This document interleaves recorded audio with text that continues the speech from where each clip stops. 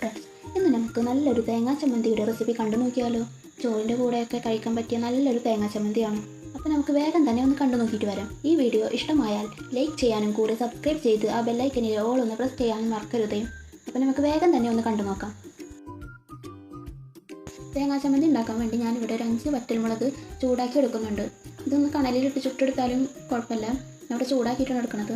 ഇതിപ്പോൾ നന്നായി ചൂടായി വന്നിട്ടുണ്ട്, ഇതിൻ്റെ കളറൊക്കെ ഒന്ന് മാറി വന്നിട്ടുണ്ട്. ഇനി നമുക്ക് ഈ മുളക് ഒരു പ്ലേറ്റിലേക്ക് ഇട്ടിട്ട് ഒരു 10-15 ചെറിയുള്ളിയാണ് ഞാൻ എടുത്തിരിക്കുന്നത്. ഇതും ഒന്ന് ചൂടാക്കിയെടുക്കാം. ഇതിപ്പോൾ നന്നായി ചൂടായി വന്നിട്ടുണ്ട്, ഇതും നമുക്കൊരു പ്ലേറ്റിലേക്ക് മാറ്റാം. ഞാനിവിടെ ഒരു മിക്സിയുടെ ജാർ എടുത്തിട്ടുണ്ട്. ഇതിലേക്ക് നമ്മൾ ചൂടാക്കി വെച്ച വറ്റൽമുളകും ഉള്ളിയും ഇടാം. ഒരു നെല്ലിക്ക വലുപ്പത്തിലുള്ള പുളി, പിന്നെ ഒരു കഷ്ണം ഇഞ്ചി ഇടാം. ഒരു കപ്പ് തേങ്ങയാണ് എടുത്തിരിക്കുന്നത്. ഈ തേങ്ങയെ ഇതിൽ കൂടി ഇടാം. പിന്നെ ഒരു 1/4 ടീസ്പൂൺ കാശ്മീരി ചില്ലി പൗഡർ ഇടുന്നുണ്ട്. കളറിന് വേണ്ടിയിട്ടാണ് നമ്മളിപ്പോൾ ഈ ചില്ലി പൗഡർ ഇടുന്നത്. ഈ ആവശ്യത്തിനുള്ള ഉപ്പും ഒരു പിടി കറിവേപ്പിലയും ഇട്ട് ഒരു സ്പൂൺ വെളിച്ചെണ്ണയും ഒഴിച്ചിട്ട് ഇത് നമുക്ക് അടിച്ചെടുക്കാം. നല്ല ഫൈനായിട്ട് അരയണ്ട, ഇതേപോലെ തരി കാണുന്ന പോലെ അടിച്ചെടുക്കാം. ഇത് പടിഞ്ഞിട്ടിട്ടുണ്ട്.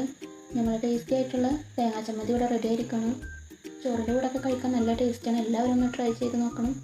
അപ്പോൾ ഇനി അടുത്തൊരു വീഡിയോയുമായി വരുന്നത് വരയ്ക്കും. ബായ്.